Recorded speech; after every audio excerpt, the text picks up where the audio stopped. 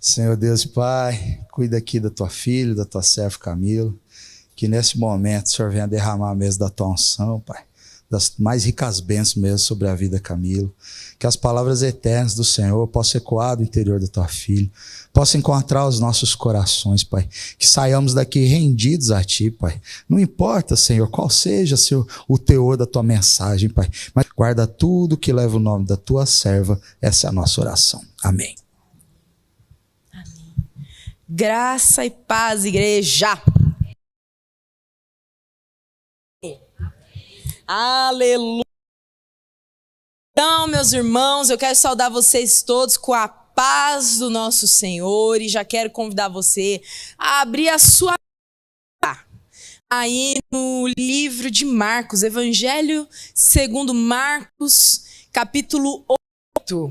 Do Evangelho de Marcos, a gente vai fazer a leitura aí de alguns versículos. Acompanhe comigo essa leitura atentamente. A partir do versículo 14, em nome de Jesus. Amém. Vou tentar fazer a leitura em 2x, mas presta atenção. Amém. Ora, os discípulos se esqueceram de levar pão e no barco não tinham consigo senão Jesus os fiquem atentos e tomem cuidado com o fermento dos fariseus e com o fermento de Herodes. E eles começaram a discutir entre si, dizendo: ele diz isso porque não temos pão. Jesus percebeu isso e perguntou: por que vocês estão discutindo? Não. É bem, tem o coração endurecido, tendo olhos não veem, ouvidos não ouvem. Não se lembram de quando partiram os 5 pães para os 5.000? Quantos cestos cheios de pedaços vocês recolheram? E eles responderam: 12. E de quando partiram 7 pães para os 4.000? Quantos cestos cheios de pedaços vocês recolheram? Responderam: 7. Ao que Jesus lhes disse: vocês ainda não compreendem? Então chegaram a Betsaida e lhe trouxeram um cego e pediram a Jesus que tocasse nele. Jesus, tomando o cego pela mão, levou-o para fora da aldeia, os olhos do homem, e impondo-lhe as mãos perguntou uma coisa. O homem, recuperando a visão, respondeu: vejo pessoas, mas elas parecem árvores que andam. Então Jesus novamente pôs as mãos sobre os olhos dele, e o homem, passando a ver claramente, ficou. Resta-lhe: não entre na aldeia. Então Jesus e os discípulos foram para as aldeias de Cesareia de Filipe. Perguntou-lhes: quem? Responderam: uns dizem que é João Batista, outros dizem que é Elias, e ainda outros dizem que é um dos profetas. Então Jesus perguntou: e vocês, quem dizem que eu sou? Respondendo Pedro, lhe disse: o Senhor é Cristo. Jesus dissesse tal coisa. Aleluia. A gente tem aqui, irmãos, o capítulo 8 de Marcos, um texto muito interessante. Quando a gente lê a Bíblia de uma maneira assim, corridinha, né, em 2x, escapa alguns detalhes para nós, mas quando a gente faz assim uma leitura um pouco mais perceptiva desse texto, a gente vai perceber que Marcos, ele dá um jeito de organizar cada um desses relatos, cada uma dessas narrativas de uma forma estratégica, de um jeito a mostrar assim uma linha espiritual por meio desses relatos. A gente vê aqui a cura desse cego, né? Uma história muito conhecida pra gente, mas nós precisamos entender que a cura desse cego, ela vai muito além de uma cura física. Aqui Marcos, ele registra essa história, e é muito interessante, irmãos, que dos 4 evangelhos, Marcos é o único que conta a história desse cego de Betsaida, tá? ele vai colocar essa história aqui para mostrar como Jesus, ele didaticamente cura esse cego para falar a respeito de um outro tipo de cegueira. Tratando os olhos desse cego, Jesus quer nos ensinar a respeito de uma cegueira espiritual que ele estava tratando nos seus discípulos.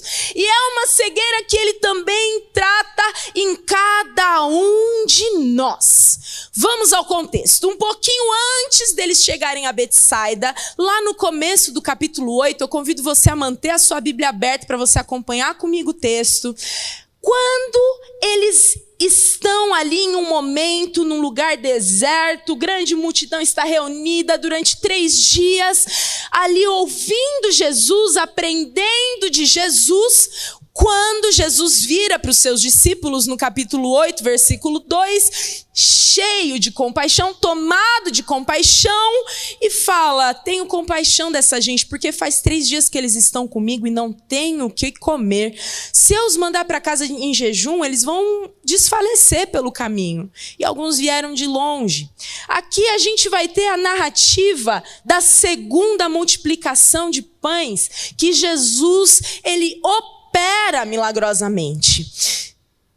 E o relato dessa segunda multiplicação conta pra gente, o texto diz aqui, que 4.000 pessoas foram alimentadas, 4.000, só 4.000 foram alimentadas, e depois que estava todo mundo com o bucho bem cheio, eles ainda conseguiram juntar 7 cestos cheios de pães. Mas aí, naquela correria toda, os discípulos, ao entrarem no barco para atravessar para Betsaida, eles acabam esquecendo as cestas de pão e eles só levam um pedacinho de pão junto com eles. Era o mantimento da viagem. E é muito interessante que era responsabilidade do discípulo carregar o mantimento necessário para alimentar os discípulos e também o mestre. Imagine só um pedaço de pão para alimentar 13 homens, Jesus e os discípulos. Humanamente falando, irmãos, dá para entender a preocupação desses discípulos. Então, eles estavam ali discutindo entre eles a falta de pão. Mas Jesus, vendo a cena, os adverte. Em Marcos 8,15, ele vai dizer: fiquem atentos e tomem cuidado com o fermento dos fariseus e com o fermento do Herodes. Irmãos, eu quero começar essa noite declarando sobre a vida de vocês uma verdade muito importante a respeito do reino de Deus. Quando o reino de Deus chega na minha e na tua vida, ele vai virar a nossa vida do avesso. Ele muda drasticamente a nossa perspectiva a respeito das coisas. O reino de Deus vem e violentamente precisa mudar a minha e a sua maneira de enxergar todas as coisas. Mas os discípulos aqui ainda estavam tentando entender as coisas de uma perspectiva humana e carnal. Os neurônios daqueles homens naquele momento. E isso, irmãos, me faz lembrar de um outro grupo de pessoas que também passa a olhar para as suas circunstâncias. O povo, logo ao sair ali do Egito, tinha acabado de ser liberto das garras de Satanás, né? De Faraó. Mais de 400 vidão, viram as os hebreus, viram o mar se abrindo diante, com os pés em terra seca no meio do mar. Mas agora, no capítulo 16 de Êxodo, a gente vê esse povo desesperado por causa da falta de pão. Lá em Êxodo 3, eles estão murmurando contra Arão e contra Moisés. Entenda que essa murmuração contra Arão e contra Moisés é uma murmuração contra Deus. E eles dizem: quem dera tivéssemos morrido na mão do Senhor na terra do Egito, quando estávamos sentados junto às panelas de carne e comiam pão à vontade. Pois vocês nos trouxeram a esse deserto a fim de matar, de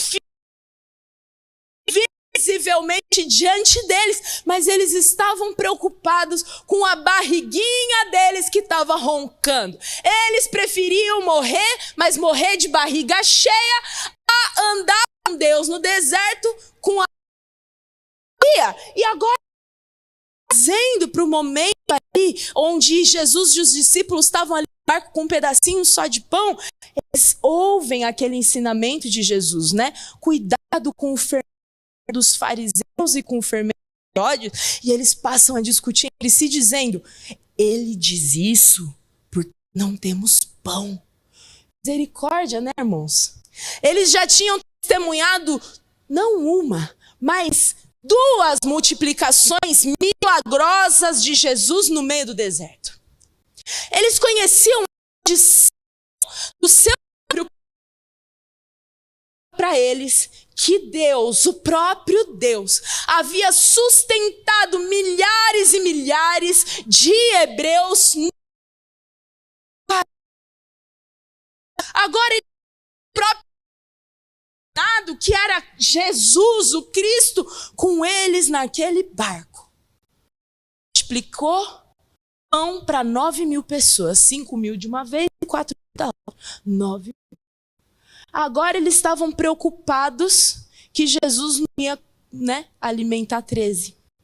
Eu só tenho um pedaço de pão, Jesus, o que eu vou fazer?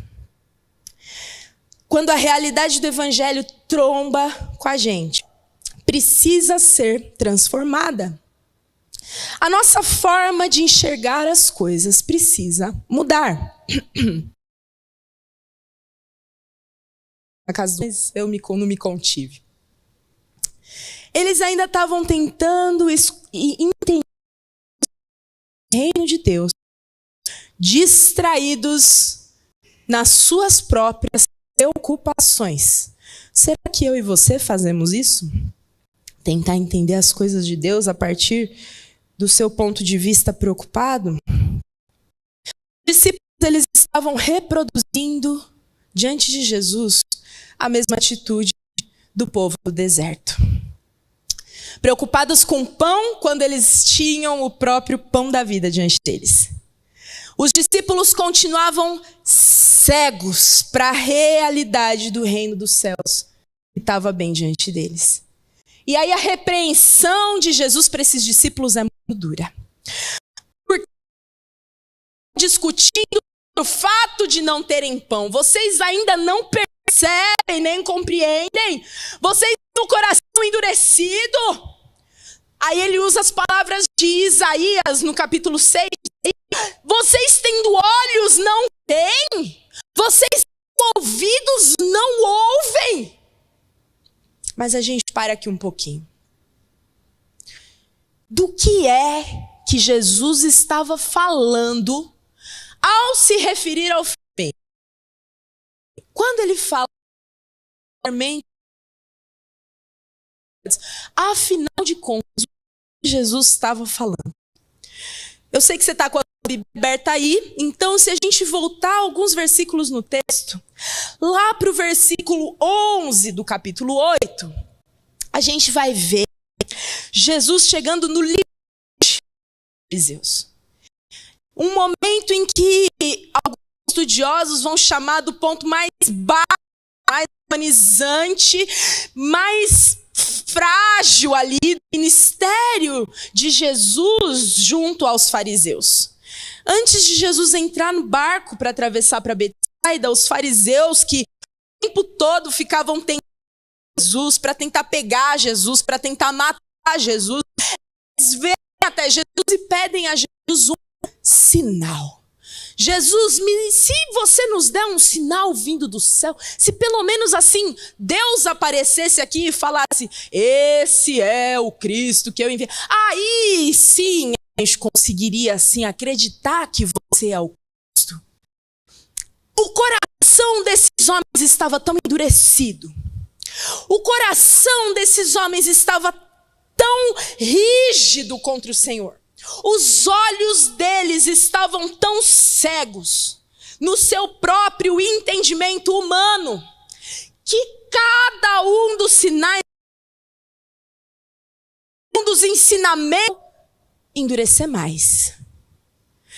Você já tentou aconselhar alguém que está convencido que está no caminho certo?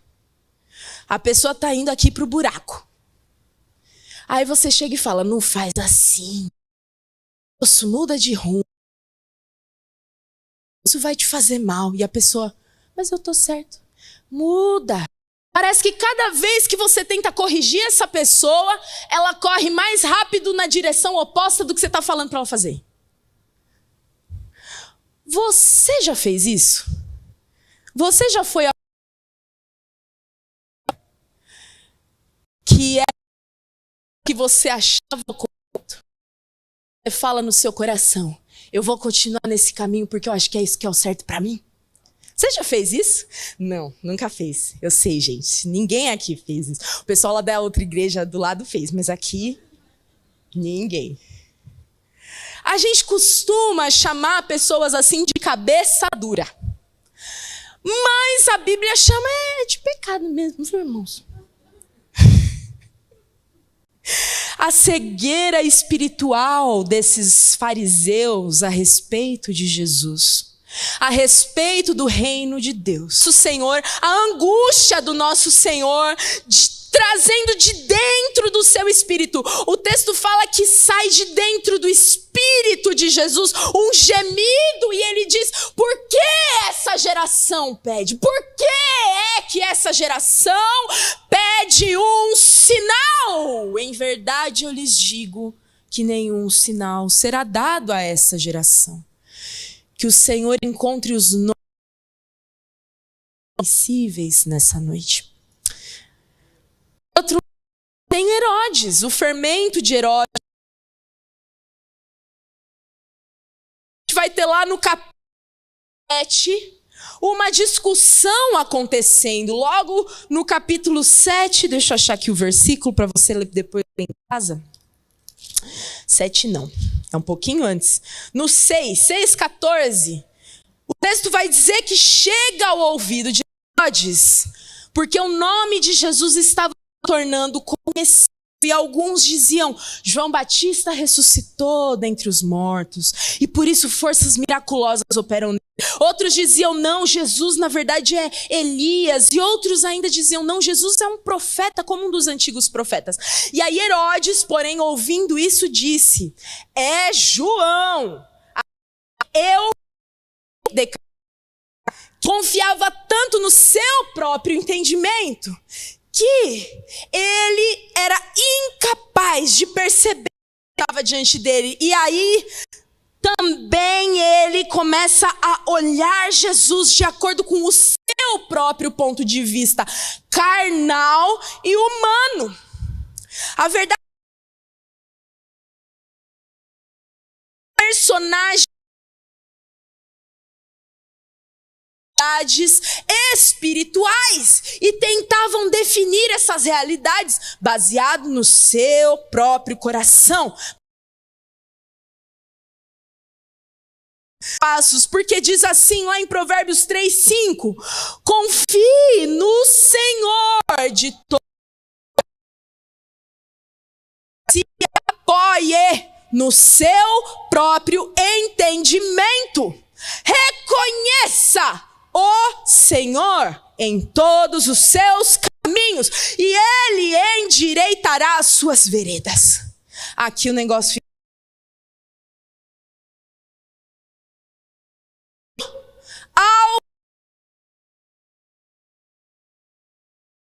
Tema o Senhor e afaste-se do mal. Isto será como um remédio para o seu corpo e refrigério. Às vezes a gente se pega sendo nossos próprios olhos. E não tem uma geração que se considera mais sábia aos próprios olhos do que a nossa. Diga-se de passagem os comentários que a gente vê nas redes sociais. Todo mundo tem uma opinião de grande sabedoria e uma sabedoria é mais sábia que a outra sabedoria. No meu entendimento é isso, isso, isso. E no meu é isso, isso, isso. E eu tenho a experiência que é isso, isso, isso. É ou não é, irmãos? É só lá no meu Instagram que é ruim. Tem que tirar algo. Eu reconheço. Então, a gente deve estar certo. Tá ruim. Mas no momento do texto que a gente lê aqui, voltando finalmente para 8:14 de Marcos, é fogo amigo que atinge Jesus. Os fariseus eram separados de Jesus. Herodes, então, nem se fala. O pai de Herodes foi aquele cara que tentou lá, né, matar Jesus quando Jesus tinha acabado de nascer. Quando eles foram levados a pensar em perspectiva eterna, eles revelaram que também tinham uma mentalidade carnal e humana. E é assim com a gente. A gente vive tão distraído com as coisas, irmãos. A gente vive tão apegado a esse mundo que quando a gente menos percebe, a gente está tendo resposta para as coisas eternas baseado na nossa vida carnal. E isso é uma baita maluquice. Porque você tentar conciliar dois inimigos para andar junto de acordo com os seus interesses, obviamente dá ruim. Vou dar um exemplo.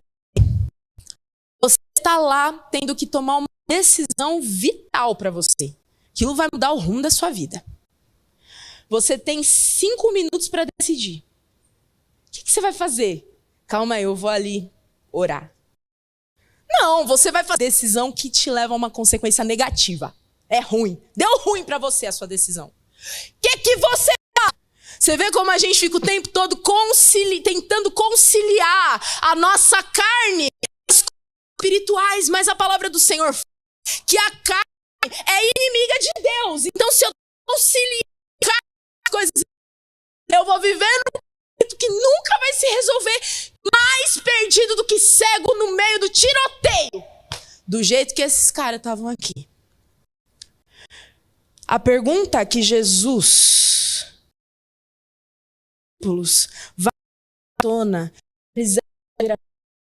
porque ele vai recitar para os discípulos palavras de Isaías 9:10, né? Será que vocês não percebem? Lá no chamamento de Isaías, ele vai dar a missão de Isaías, e a missão era fácil, era assim, ó. Vai e diga a este povo, essa era a missão de Isaías. Ouçam, mas sem entender. Vejam, mas sem perceber. Torne insensível o coração desse povo. Endureça-lhe os ouvidos e feche os olhos deles, para que não venham a ver como os olhos, ouvir como os ouvidos e se não ia perceber. E aqui, esses discípulos, eles também faziam parte dessa geração.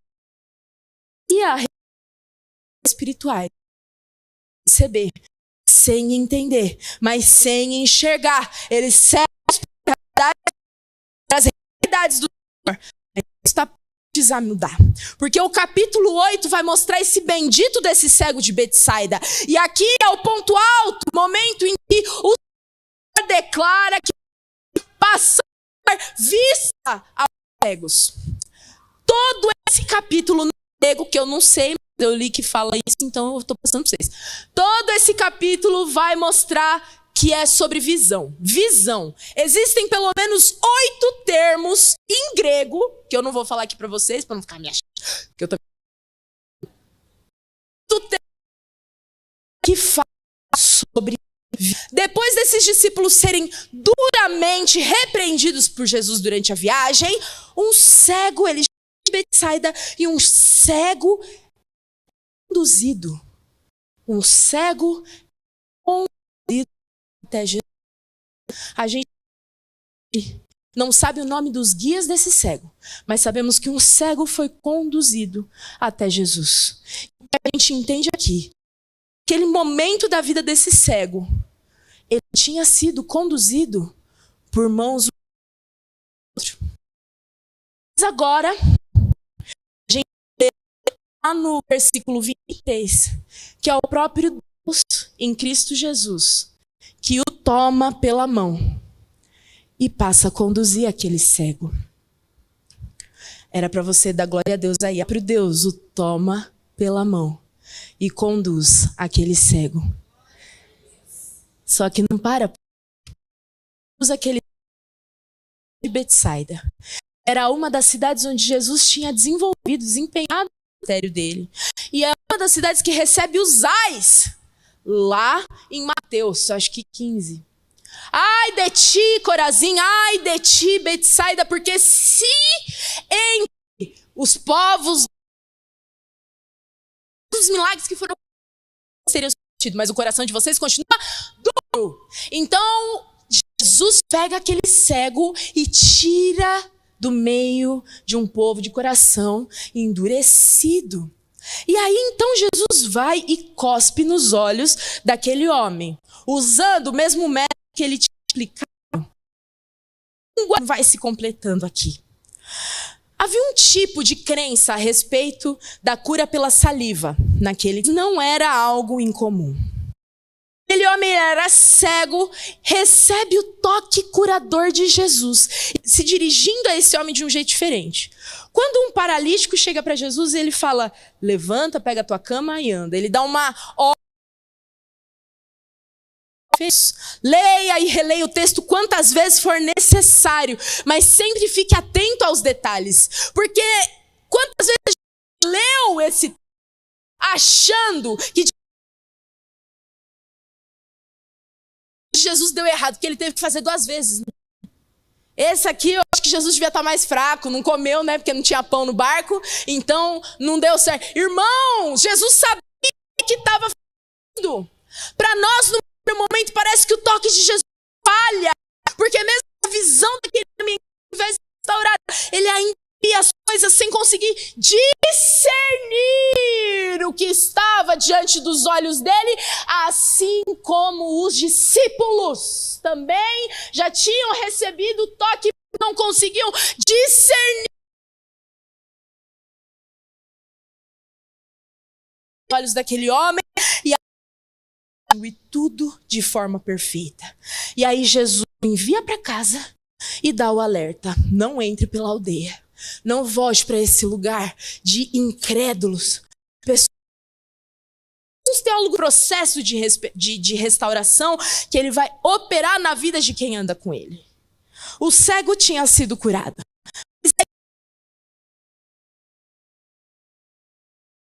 Tá. Quem dizem que eu sou? E aí eles vão reproduzir a mesma fala que tinha acontecido lá dentro da sala de Herodes.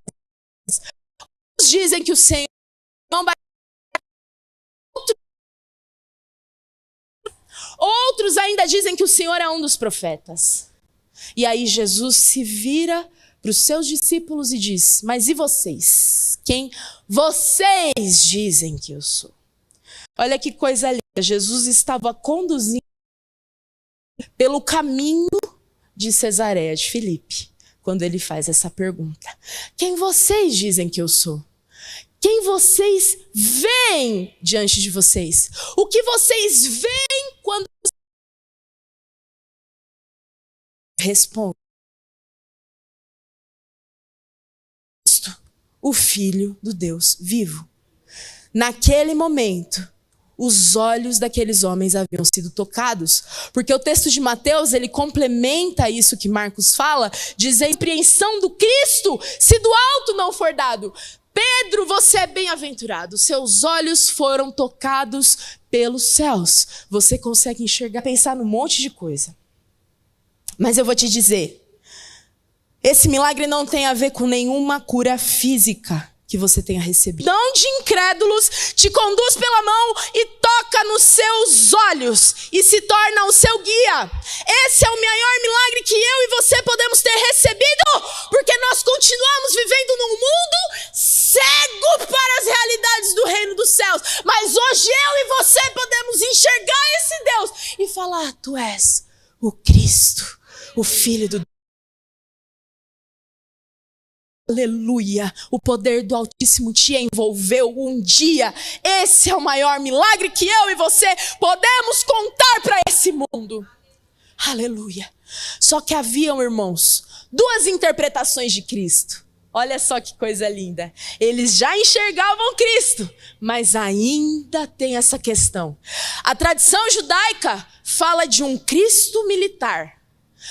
E também fala de um Cristo rei. Um rei, um tipo de rei, um ungido, que viria e libertaria o povo e restauraria a glória que eles tinham lá na época de Davi.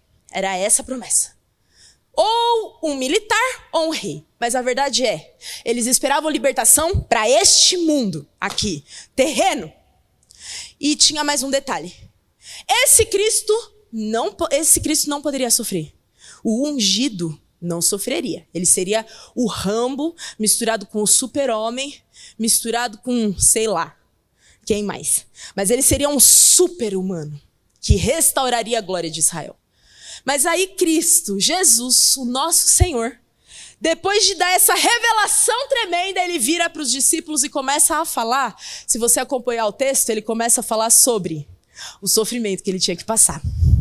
E aí o Pedro fica doido, ele fala, Senhor, de maneira nenhuma, você não pode sofrer, porque se você é o Cristo, Cristo não passa por sofrimento. Então, tem uma coisa aí discrepante. Eles já conseguiam enxergar o Cristo diante deles, mas a visão ainda estava turva. E aqui a gente entende a cura em duas partes. Porque esses homens só vão conseguir discernir verdadeiramente quem era o Cristo diante deles após a morte e a ressurreição de Jesus.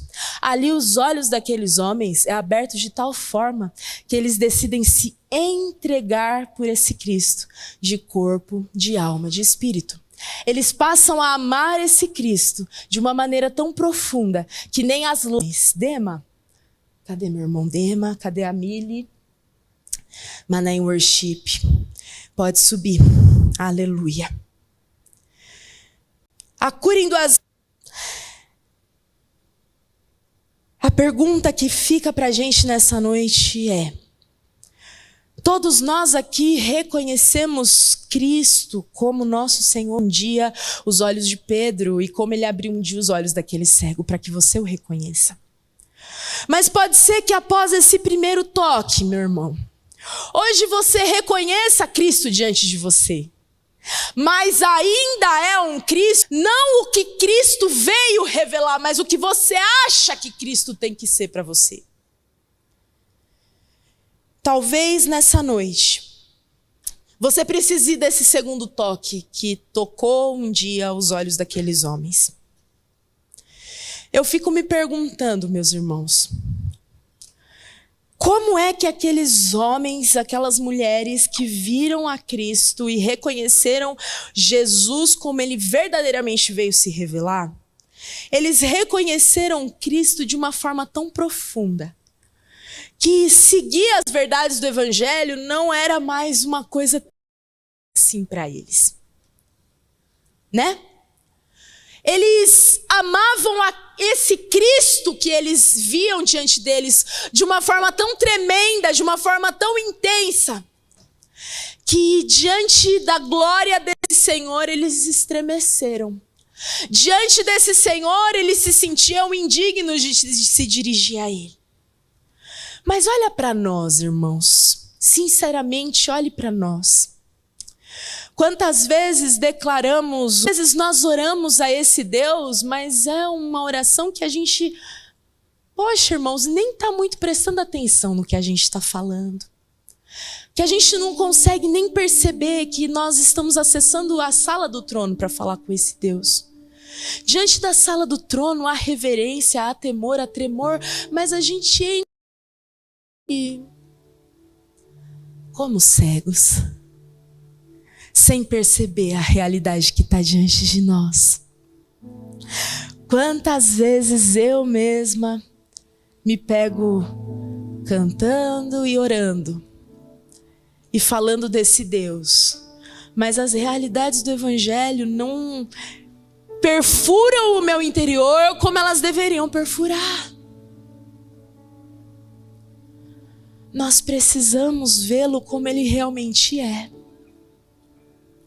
Porque talvez quando a gente enxergar esse Cristo em toda a sua glória, em toda a sua formosura, como cantamos aqui nessa noite, esse Cristo que é santo, santo, santo, a gente talvez se veja finalmente como Isaías quando viu o Senhor sentado no alto e sublime trono. Entende, irmãos? Júnior falou sobre isso aqui na vigília sexta-feira. Quem estava aqui na vigília, você vai lembrar do que ele falou. Que os homens que tiveram encontros com o Senhor, eles tiveram missões, inúmeras missões, mas a experiência deles foi muito parecida. A primeira coisa ao ver o Senhor, eles caíram como mortos, eles caíram de joelhos, eles se sentiram indignos diante da sua própria natureza e diante da sua própria realidade. Como eu posso dizer que sem o temor e sem o ardor do meu coração, como eu posso dizer que eu vi o Senhor? Talvez a gente tenha visto relances desse Deus. Talvez a gente perceba Ele no meio da nossa visão turva e a gente fique tateando e apalpando, porque Paulo vai dizer lá em Coríntios que em parte nós o conhecemos, em parte nós profetizamos, em parte nós reconhecemos e o vemos, mas um dia nós o veremos face a face, nós o veremos em plenitude. Mas irmãos, para os dias de hoje, dias em que a apostasia é prometida que se multiplicaria, nós precisamos olhar para dentro do nosso coração e fazer uma análise. Quem é Cristo para você? Quem é Cristo para o seu coração? Quem é esse Deus? Quem é esse Senhor? Quem é, irmãos? Quem é Cristo para mim e para você? É só um nome? É só uma ideia? É só um conceito? É só uma conversa que eu troco assim com as pessoas? Cristo é uma pessoa, o Filho de Deus que acessou o Santo dos Santos e abriu o caminho para a eternidade, para que eu e você pudéssemos estar diante do Pai. Esse Cristo está hoje assentado à destra do Pai Todo-Poderoso, e os 24 anciãos e os seres viventes se prostram, depositando as suas coroas diante de Cristo. O céu o adora, o céu vive para louvar a sua beleza e a sua missão e a sua mensagem, e o nome de Cristo é proclamado. E João, quando vê esse Cristo, cai como morto. João era aquele que tinha deitado no peito de Jesus, mas ao ver Cristo revelado diante dele, ele cai como morto. Você já viu esse Cristo? Você já viu esse Cristo? Você já viu esse Cristo? Precisamos pedir ao Senhor: abre os nossos olhos. Abre os nossos olhos. Precisamos clamar, irmãos. Jó, após passar por um momento de profunda dor e sofrimento, ele declara o famoso versículo: antes eu te conhecia de ouvir falar, mas agora os meus olhos te veem. Você já viu a Cristo? Já viu? Já viu? Já viram a Cristo? Vamos louvar ao Senhor.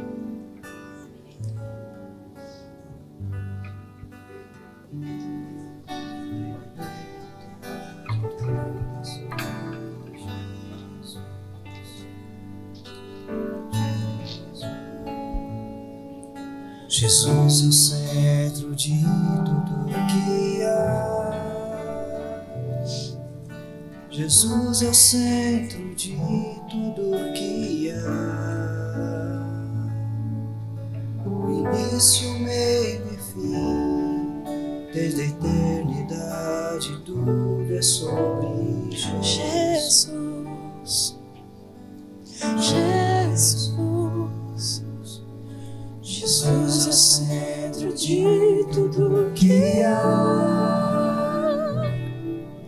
Jesus é o centro de tudo que há. O início e o fim, desde a eternidade, tudo é sobre Jesus.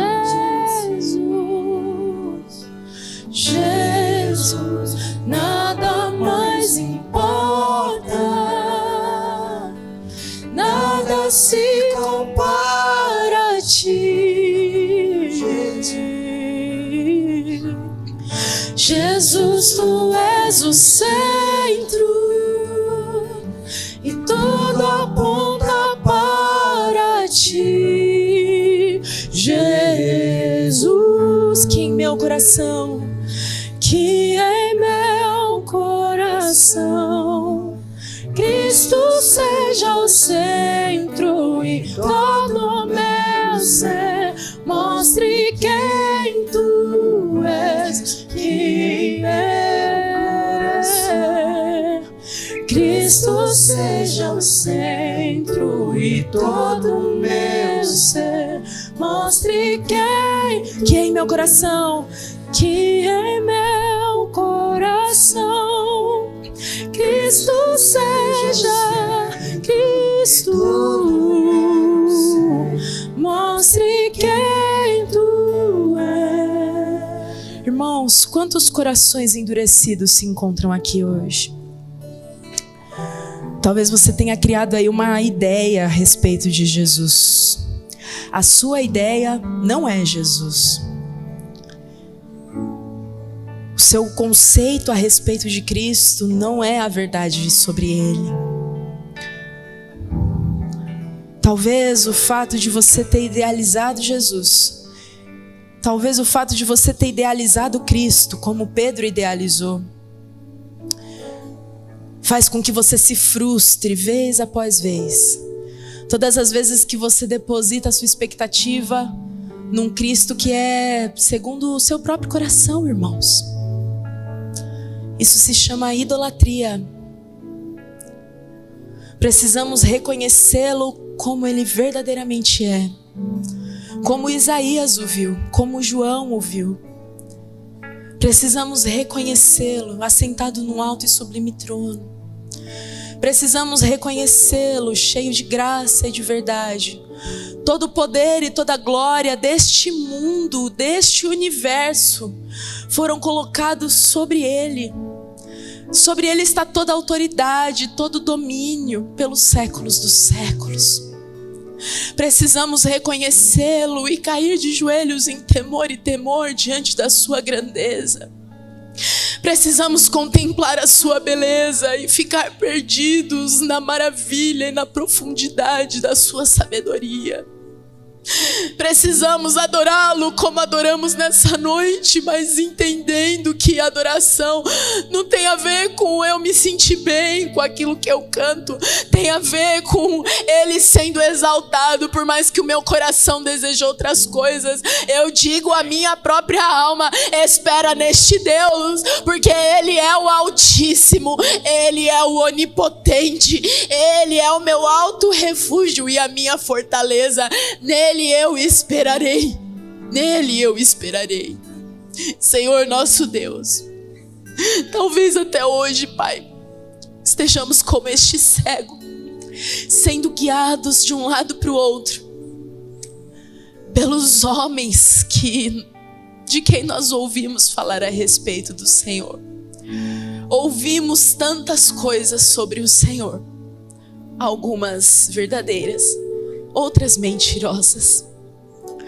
Mas um dia o Senhor tomou aquele cego pela mão e o retirou do meio daquela cidade impiedosa e incrédula. Um dia o Senhor também nos tomou pela mão e nos retirou da cidade da destruição. Mas, Senhor, limpa os nossos corações de tudo aquilo que nós ouvimos falar a respeito do Senhor, mas que não é o Senhor.